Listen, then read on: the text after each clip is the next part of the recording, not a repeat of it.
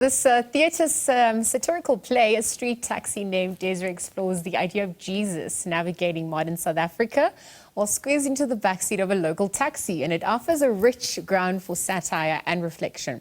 So it allows for creative exploration of contemporary issues, societal values, and the everyday lives of South Africans, all infused with humour and, of course, lots and lots of drama. So with three versatile actors taking on multiple roles, the nature of the performance promises to keep audiences engaged as they witness various character interactions and scenarios typical of taxi culture. So performer Kamogelo Molatlhoe now joins us this morning to chat a little bit further. Kamo, good morning. Thank you for joining us at this hour. Morning. Thank you so much for having me. What an interesting storyline. It is. What would have drawn you to it? And what would have made you say, babe, this is what I need to get involved in? It was actually, I can say, fate, because I do TV a lot. I'm an actress TV-wise, and I haven't done theatre in a while, basically 7 years since I graduated.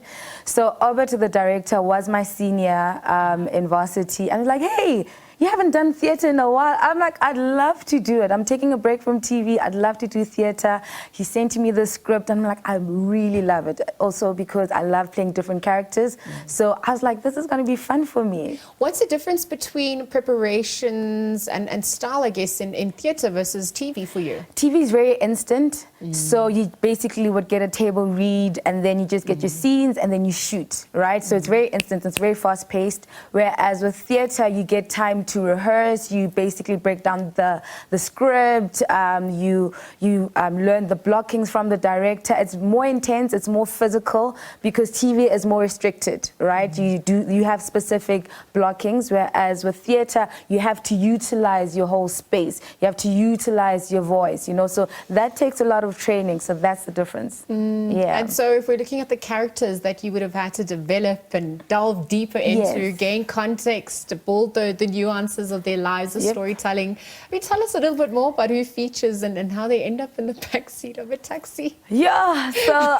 as you mentioned, they say Jesus is at the back of a taxi. That's kind of weird. But then it's taken from an adaptation from a play called Waza Albert, where there is Morena.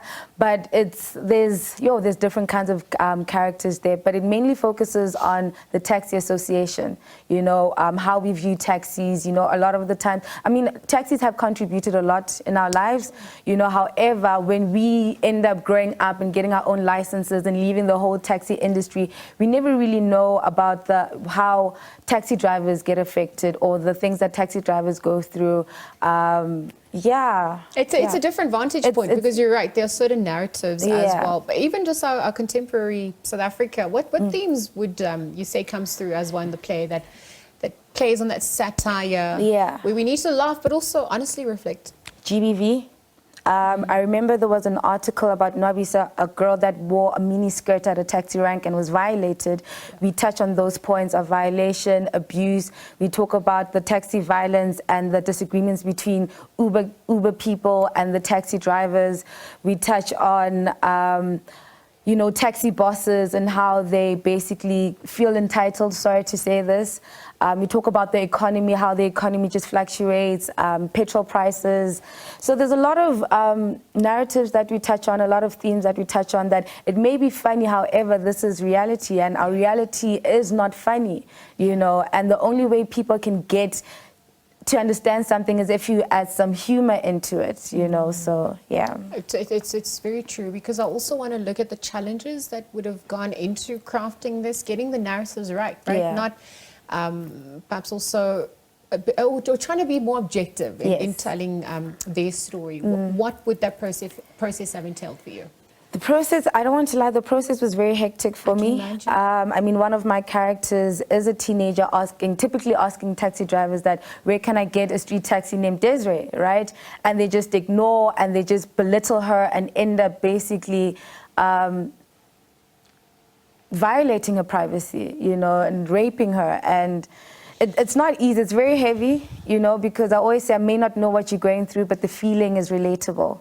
And I just have to relate, you know, to the emotions, to the feelings, because sadness is the same. You know, how you, like, I may not know what you're going through, but if you're sad, I can feel it. You know, I know how you feel. When you're happy, I can relate to that. So it wasn't easy, I won't lie to you. You have to basically dig deep and be vulnerable and basically be truthful to the story and to the character. A streetcar named Desire versus a Street taxi named Desiree. Yes, yes. Talk us about the play on those words from the previous work. I think my director is a very creative person. I think he wanted, because he plays a lot on different plays into one. So I also kept getting confused. And I think that's him just making the play interesting, if I'm being honest, because he has given me different answers. Okay. But yeah, I guess also showing how well read or not well read we are in terms of understanding our contemporary works. I wonder, with yourself though, overcoming your own inertia in this, because you spoke about the challenges in the preparation and the treatment they are, but for yourself, what was some of the biggest challenges you would have had to overcome? I mean, you transitioned, as you said, after being on TV for quite a long time, 7 years, I think you mentioned. So. Yeah, just personally, what would that journey have been for you? Very exciting. Okay. Very challenging. I love challenges. Because it's a new space that I haven't been in a long time, it's like challenge accepted. And I think it's just a matter of confidence. You know, it takes a lot to be confident. So I just had to, I do my affirmations all the time. So that was like one of the processes to get me into the group. And also being with the right people.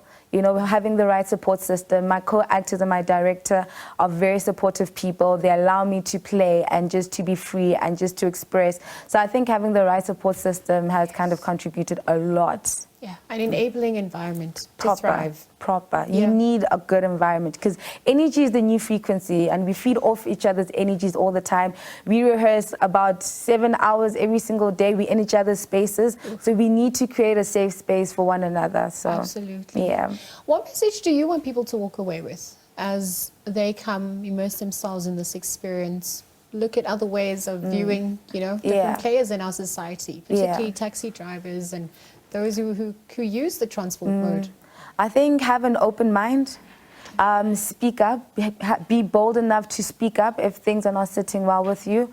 I think have conversations. Let's talk more about it and not shy away from things that we see and are uncomfortable with. So I think people must just go into it with an open mind and also just enjoy the culture of theatre, enjoy art, enjoy performances, you know, and network. Oh, I mean, post-COVID, we were deprived of live performances. So it's great that we're back. Thank you for your time at this hour. Wishing you all the best of luck. Kamogelo Molatlhoe, this morning, one of the cast members, in fact, of the satirical play, A Street Taxi Named Desiree. Debuts on the 7th of November. That's happening at the State Theatre.